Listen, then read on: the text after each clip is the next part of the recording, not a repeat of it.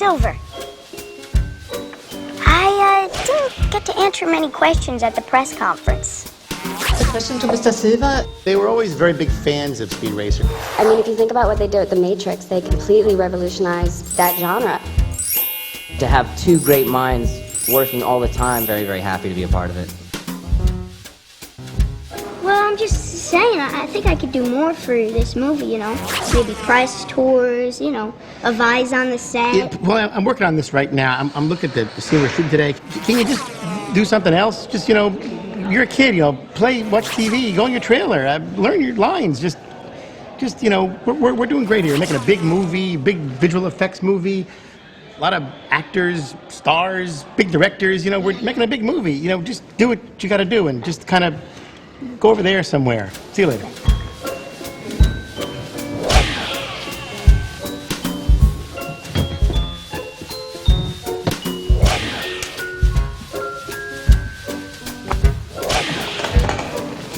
Hey, Heinz, anything going on set that I should know about? Was willst du denn? Der Silver hat gesagt, du sollst im Trailer bleiben. Also, bleib im Trailer, Kind.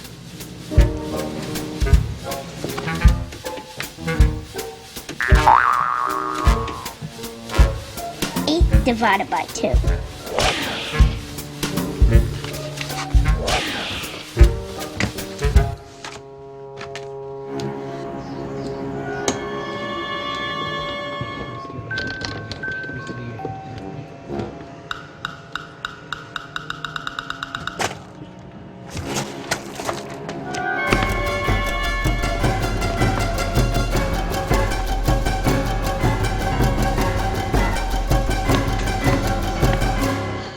Finally, sweet freedom. Now let's see what this set's all about. Come on.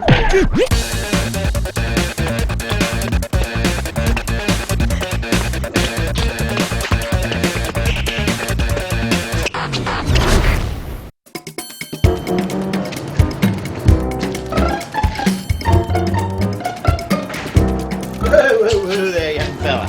Where are you off to? Polly. Paulie, I know who you are. How you doing? I'm Hugh. I'm the supervising art director on the show.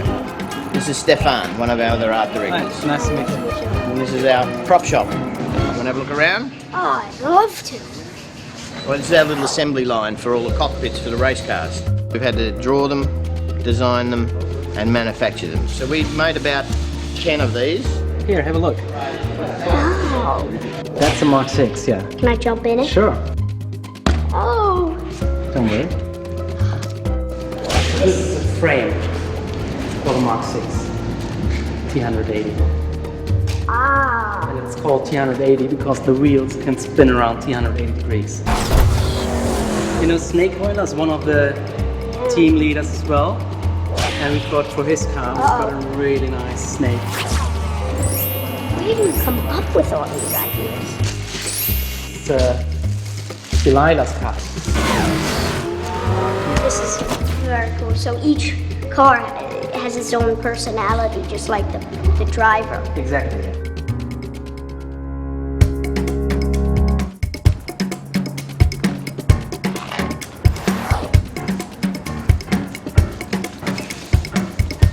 Oh, there's Willie and Kenzie. Hey, Paulie, come on over. Don't be shy.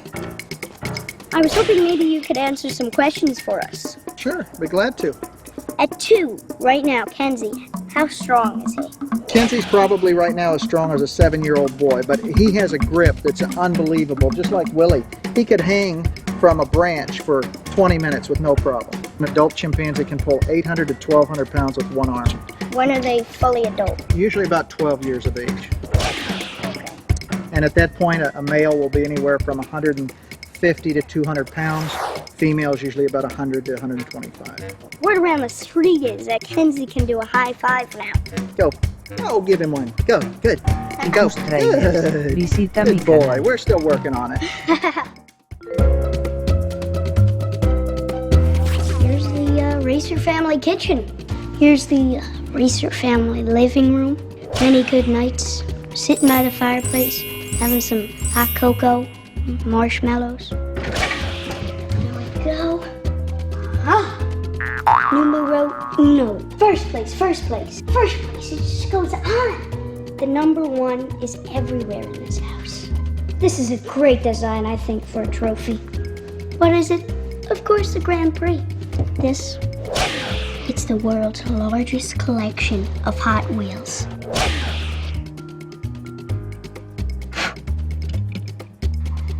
This is where the magic happens.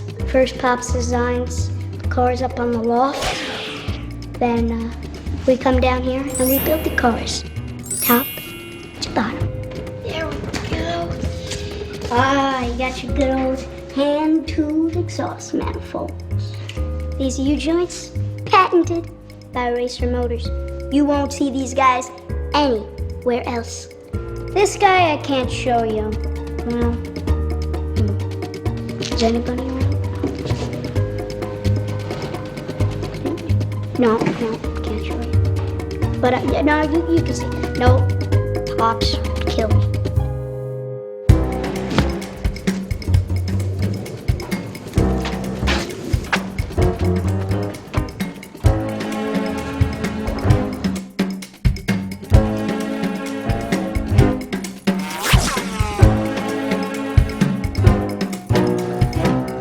Okay, bigger this time. This is Andy. He's driving the gimbal. So when he turns this machinery, it turns the gimbal.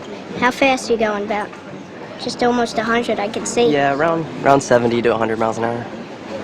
And then when he turns the gimbal, it goes with it.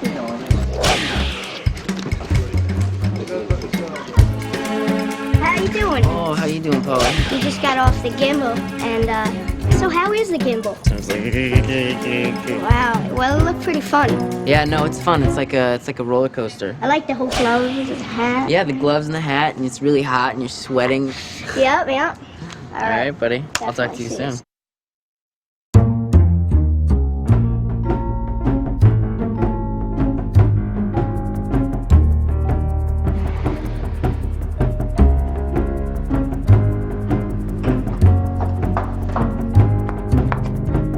Shouldn't you be on set? Hi. Polly, nice to meet you. Yeah, we know who you are. So I hear you're the guy who designs all the cars. Well, I'm the head of the department, and I have illustrators who design the cars. To make any movie takes lots of people, and to make an art department, particularly one like this, it takes 100, 200 people. Wow. From drawings to buildings to paintings to set decorating. It's huge. So around 200 people. Yeah, it's a lot. That's a lot of people. I see all these billboards and advertisements. Do you draw them on the computer first? Some I draw on my book first with a pencil, old-fashioned way, and then I do them on the computer. I see there's a lot of cars. Around 55 main cars, and then another 40 to 50 which are sort of background cars. Wow. So, and all of them will, from this level, then they will be taken by the special effects people and wrapped around the 3D models. Paulie. Hey, Paulie, nice to meet you. So what you doing over here? I'm doing 3D modeling. Oh, okay. Oh, it takes so many people to do everything. Yeah, it's a complicated job.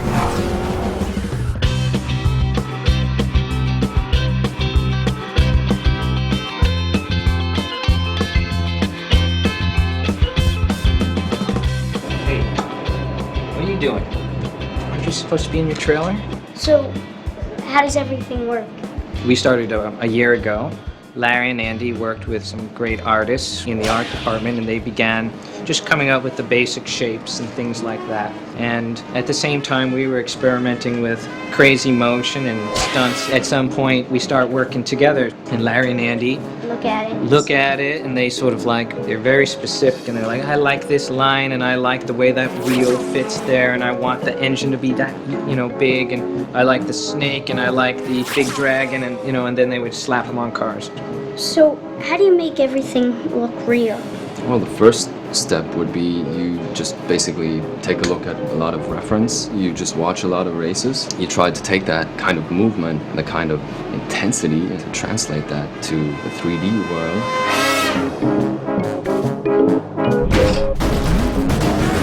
Now, you were just talking about bubbles. What are the bubbles? You know, are they just regular soap bubbles that us kids blow? That's not these type of bubbles. These are pictures that are taken all the way around. So if I set up a camera, I'll go tick, tick, tick, tick, tick, tick, tick, tick, tick, tick. And there's a way you can kind of glue all these pictures together. Let's say you go onto the set and it's green all around you and you're like, what's going in the green? So then we take the big bubble of pictures and we put it around you. And so your background just comes in automatically.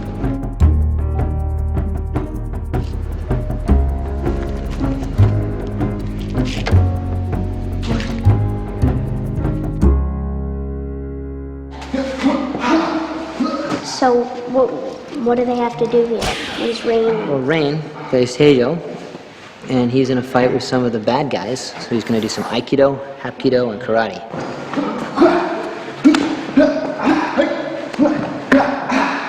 Good. This is my first film.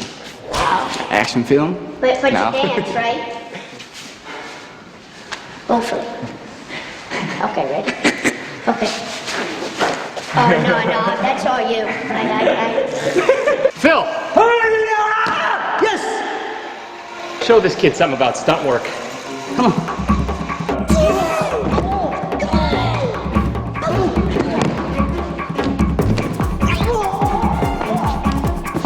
Touch it, just barely touch it.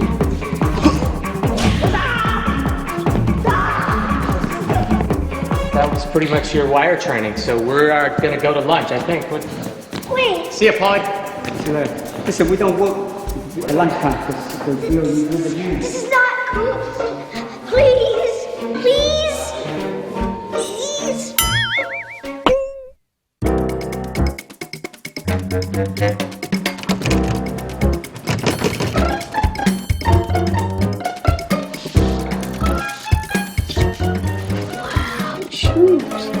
There's pictures. Oh, racing suits. Now you know you're definitely on the set of Speed Racer. Hello. Hey. Polly. Matt. So what you doing here? I'm about to silkscreen a dragon. When you squeeze the ink through the surface, so you get a little bit of a dragon. Have you been doing a lot of this work? Yeah, pretty much all the racers have different motifs. There's the snake oiler, there's Speed, who has a laminated suit in a couple of his scenes. Racer X has leather that's been painted. They all have some sort of painting or printing done to them. Hey, how you doing? Hi, Paulie. Nice to see you. Good to see you. How you doing today? Yeah, I'm okay. Yeah. What are you guys working on today? The brothers looked at the position of the X in the car yesterday, and they want us to change the position of the X. So I think the X is going up higher. What we're trying to do is get as much of this X hopefully visible as possible between the straps. Oh, so. very cool. I'm liking that X. Yes, it's different. Polly. Hi, I'm Andreas. Nice to meet you. Here you can see the snake oiler helmet. Here it's a Cannonball Taylor. Can I? Yeah, of course. Wow. Yes. Ah, this looks pretty cool. I can't see.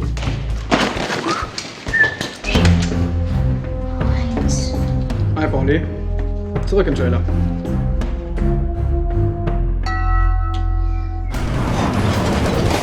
Thorazine, Semperfiber, Hydracell, Musha Motors, Royalton.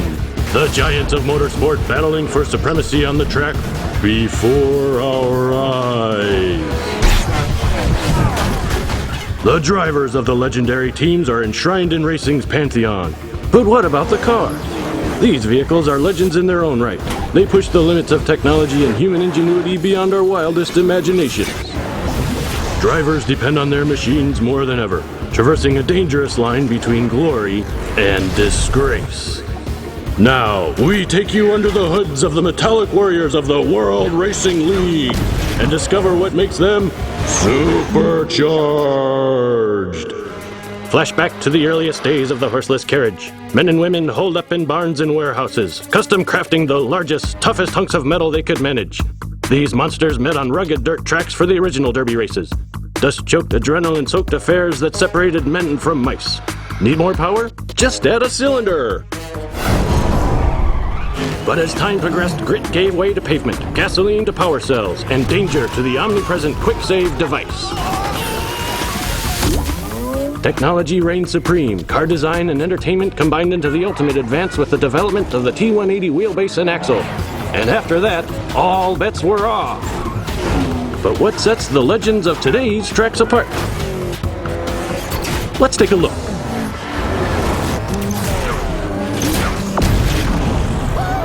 The Togokan brand, mark of quality for generations. Their flagship vehicle, driven by family scion Teijo Togokan, took the city to city 2 years running. What did he need under the hood to do it?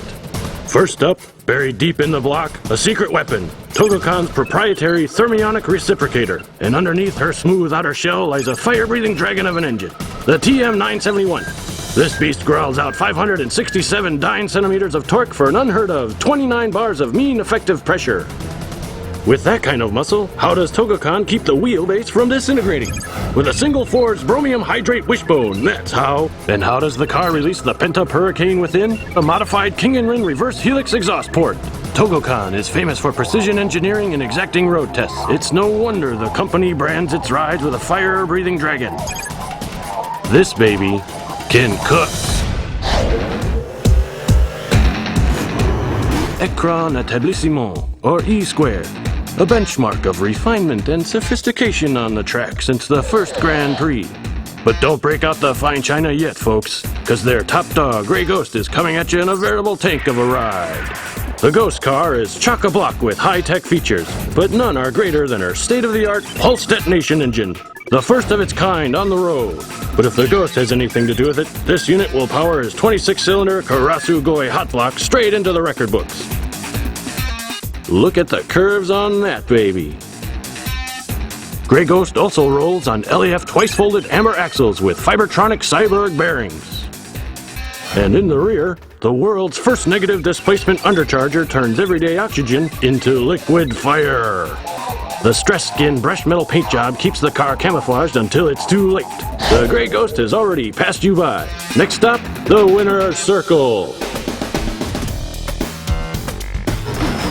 Today's T180s are equipped to withstand any conditions you can throw at them. And trust me, track designers stay up late trying to test Carcatex every step of the way. Cosmopolis' oldest standing track, Thunderhead, may look like an antique, but it takes a real driver to stand up to its twists and turns. Built on the outskirts of town, the track was one of the last designed by driving legend Velocity DeWitt. Dreadnought Jump is over 30 meters and has spelled DNF for more than a few aspiring speed demons. The track is 100% forged steel, which presents a slippery situation for drivers, especially when they hit Thunderhead's infamous dog bowls. The course record has been held for years by late fan favorite Rex Racer, but his little brother Speed has been knocking at his door lately. A relative newcomer to the game, Flying Fox's Freight brings a zippy little ride to the equation. Flying Foxes uses the factory standard Okamoto Roadster VXX component core body with a tapered Kigoi monocoque. Underneath her skin, though, she's all custom.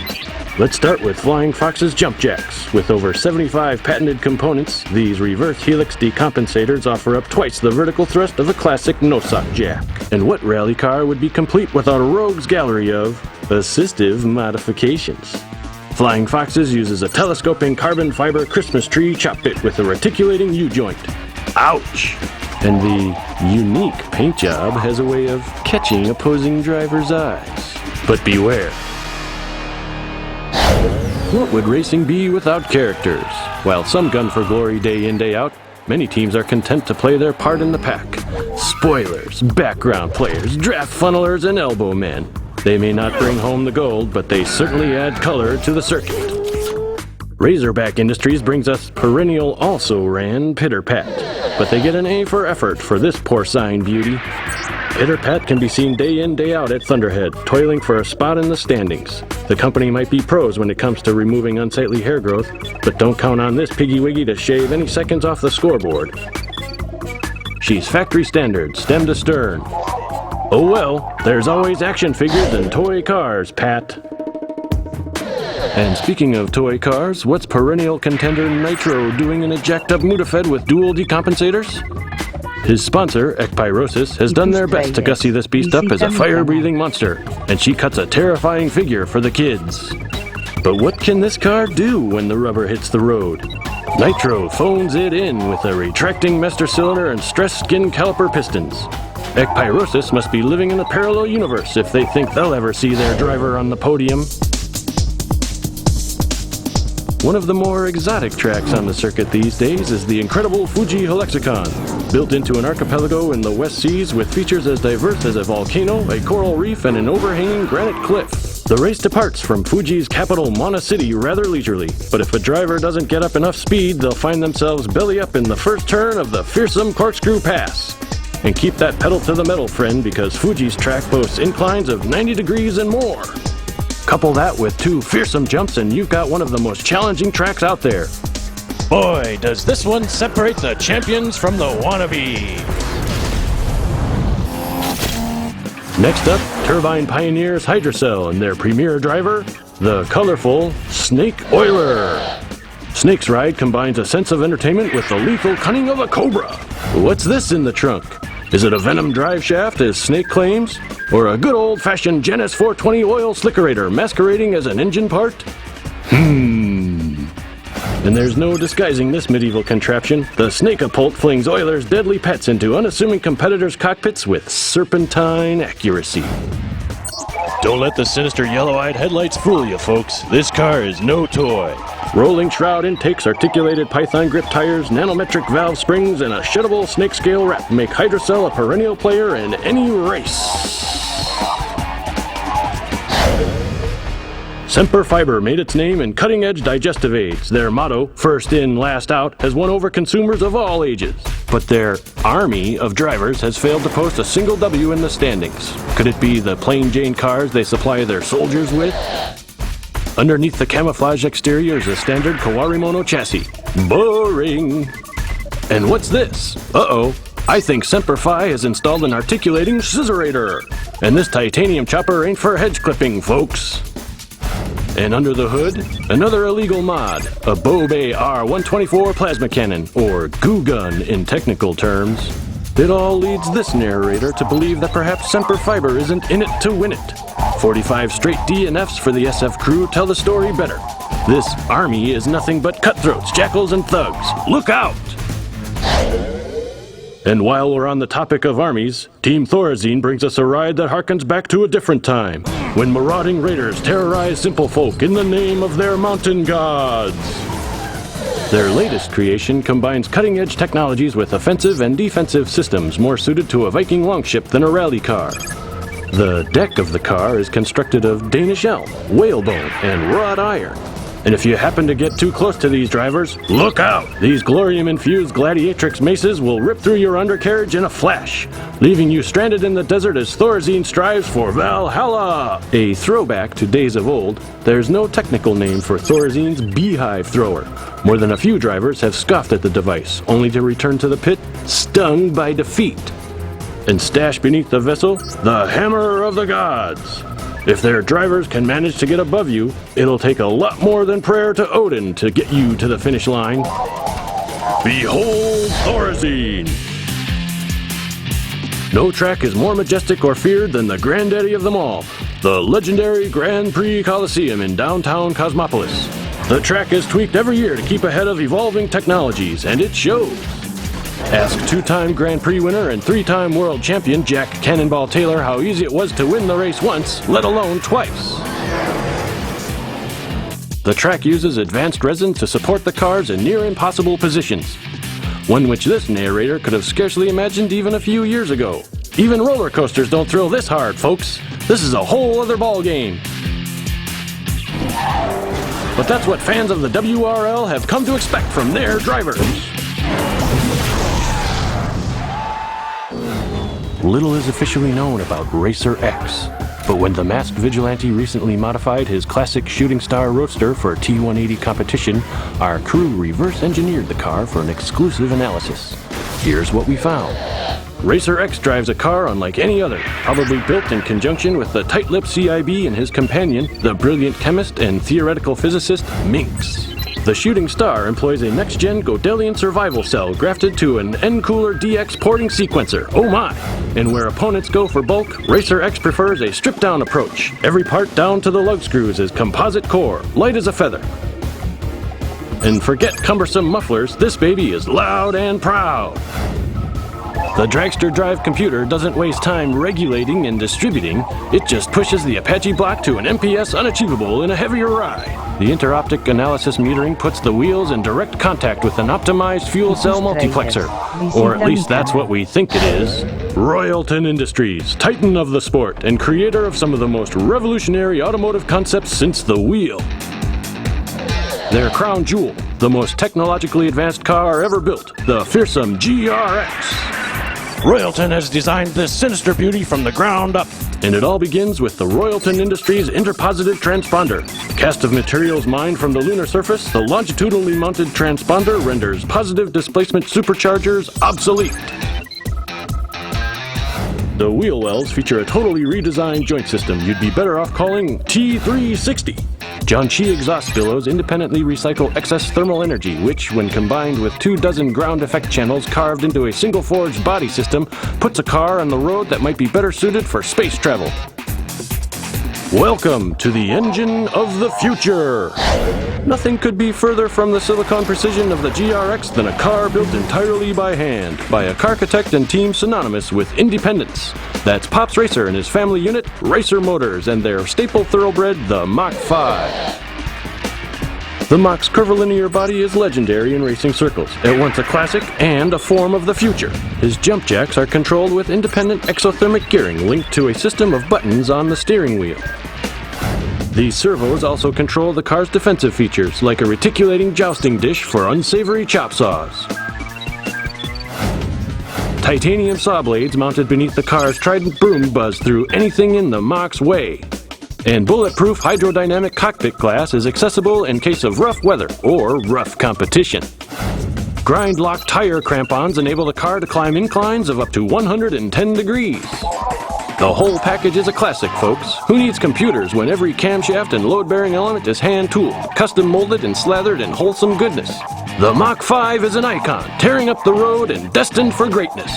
The Mach has the whole package, but its traditional wheelbase disqualifies it from the T180 tracks that have come to dominate the circuit. And that leaves the crown jewel of custom cars, the latest addition to the Racer Motors' long list of amazing hand-built rides, the Mach 6. Rumor has it the family blasted this car out in a mind-boggling 32 hours, concept to car. How did they do it? What did they put in it? Lots and lots of love, and a few pretty cool features. First up and most important, transponder or PDE. For Pops Racer, neither. He powers his new Mach with a single-forged Bernoulli converginator. And Racer takes an entirely new approach to the suspension, using components derived from biological sources to achieve a degree of flexibility not found in factory-built wheels.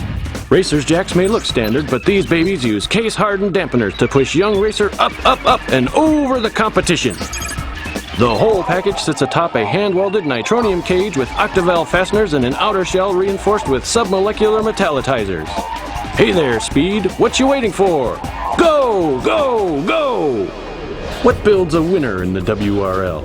Bioengineered precision? Hand-tooled craft? Ingenuity, elbow grease, or all of the above? One thing's for sure, if you want to stand in the winner's circle, your ride had better be supercharged!